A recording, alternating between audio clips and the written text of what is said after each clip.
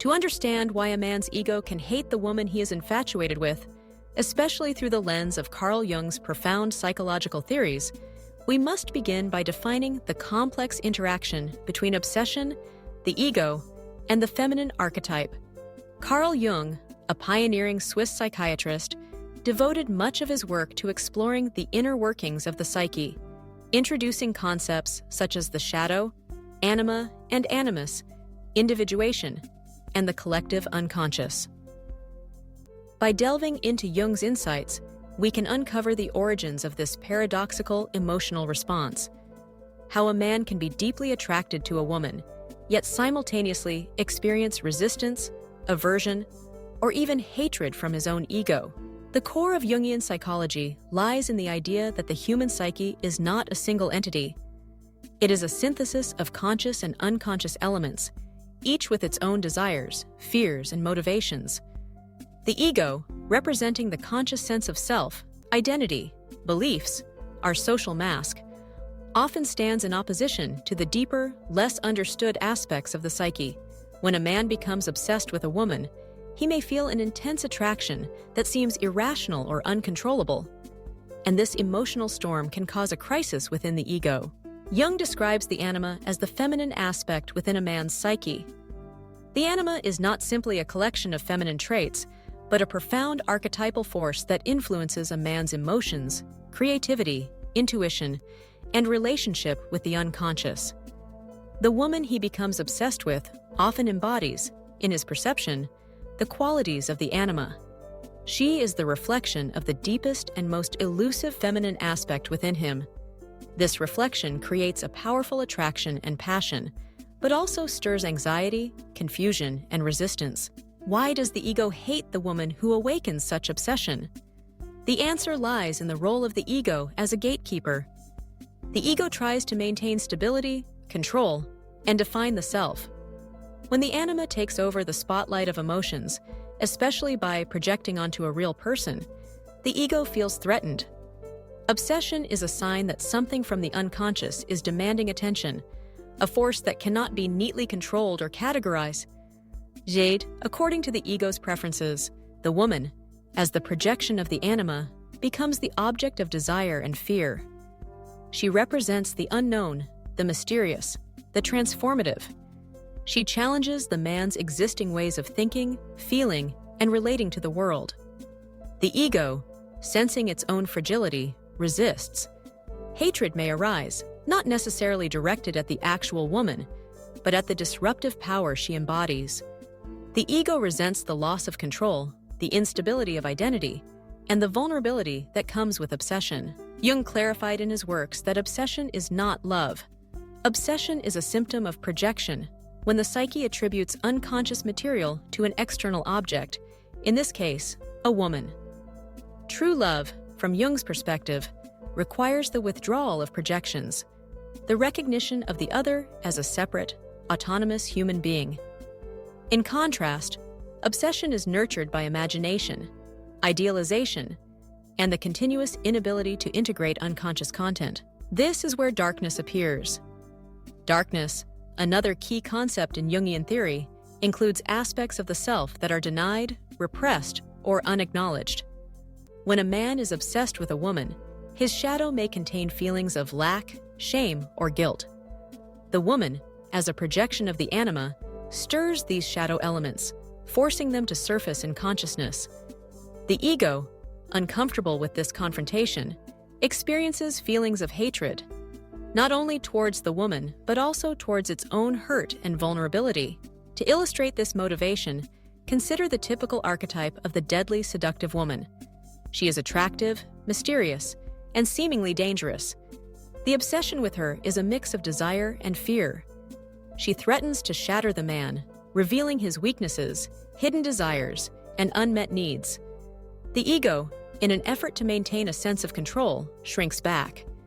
The man may oscillate between admiration and contempt, between desire and resentment. Jung saw this pattern as a call towards individuation, the process by which a person becomes whole by integrating the conscious and unconscious aspects of the psyche.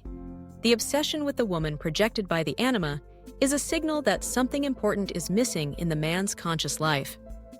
The hatred felt by the ego is a defense mechanism, an effort to suppress the transformative energy that the anima represents.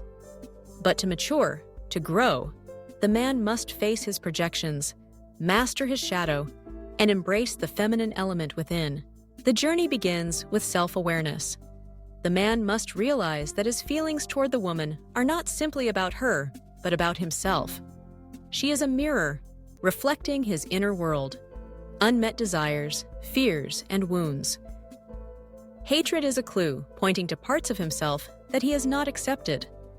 By withdrawing those projections, he can begin to see the woman as she truly is, not as a symbol of the anima or a container of his unconscious material. This process is painful and challenging. The ego resists change, clinging to familiar patterns and fearing dissolution. Hatred, in this context, is a symptom of the ego's struggle to maintain its boundaries. But Jung believed that the psyche has an innate drive toward wholeness. The tension between the ego and the anima is necessary. Without it, there would be no growth, no transformation. A man must learn to dialogue with his anima, to listen to the messages she brings from the unconscious. These messages can appear in the form of dreams, imagination, emotional fluctuations, or creative inspiration. The woman who evokes obsession is an ambassador from the depths of the soul, inviting the man to explore new dimensions of emotion and understanding. The ego's hatred is a resistance to this invitation, a defense against the unknown. Jung's method for healing this division involves several steps. First, the man must acknowledge his projections, realizing that the intensity of his emotions stems from his own psyche. Second, he must confront his shadow, exploring the fears, wounds, and insecurities that drive his obsessions. Third, he must nurture his relationship with his anima, allowing her to enrich his inner life without overwhelming his sense of self. Finally, he must strive toward individuation, becoming whole by embracing both the masculine and feminine energies within. This journey is not a straight line. The ego will continue to resist, hate, and fear. But each time facing the anima is an opportunity to grow. The woman, with her authenticity and self-mastery, can become a companion in this process, a fellow traveler on the path of self-discovery. When the man withdraws his projections and sees her as her true self, obsession fades, hatred dissolves, and love becomes possible. Jung's insights are timeless, resonating across cultures and generations. The tension between the ego and the anima, obsession and hatred, is a universal pattern. We see this in literature, art, mythology, and everyday life. The story of a man both attracted to and repelled by the woman he is obsessed with is an ancient tale, reflecting the struggles of heroes and lovers throughout history. In the myth of Psyche and Eros, for example, Psyche is drawn to the mysterious Eros, but their union is fraught with danger and misunderstanding. Only through trials and self-discovery can Psyche and Eros find true harmony. Similarly, in the legend of Tristan and Isolde, passion leads to both ecstasy and destruction. The feminine archetype in these stories is both a source of inspiration and a catalyst for transformation. Jung encourages us to read these myths as expressions of psychological truth. The woman who evokes obsession is neither the villain nor the seductress. She is the symbol of the anima, the inner feminine instinct, the gateway to the unconscious. The ego's hatred is not a moral error, but a psychological reaction to the threat of change. To overcome this conflict, we must become aware of our inner drives, accept our projections, and seek harmony. In practical terms, this means nurturing self-reflection, honesty with emotions, and psychological endurance. A man must ask himself, what does this woman represent to me? What qualities do I see in her that I lack in myself? What fears and desires are stirred by my obsession?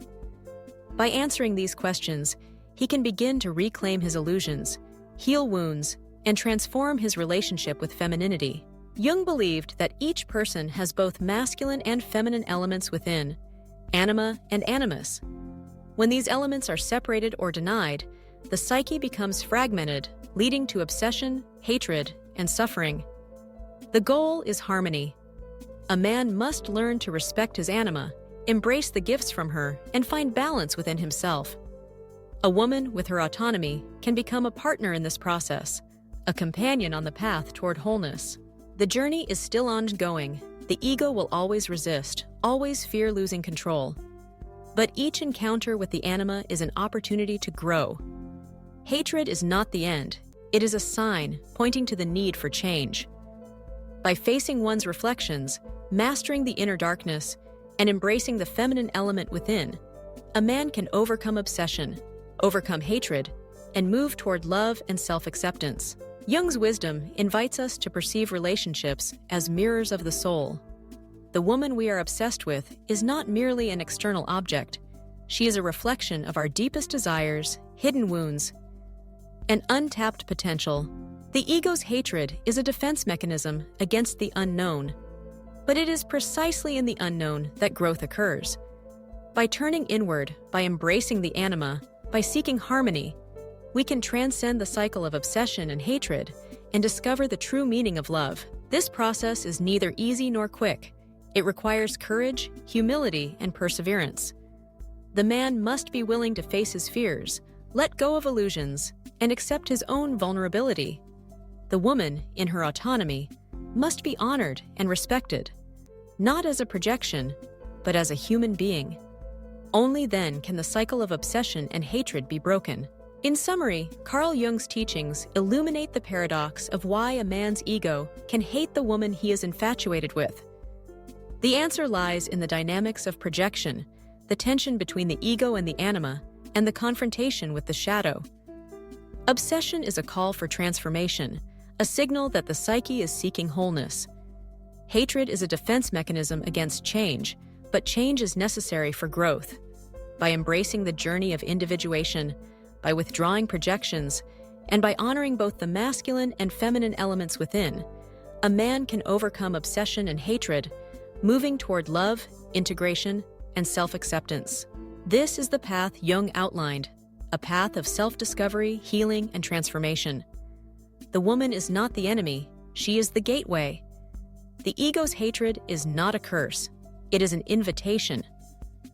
By listening to the messages of the anima, facing the shadow, seeking balance and integration, we can find freedom from obsession and open our hearts to the possibility of true, conscious love.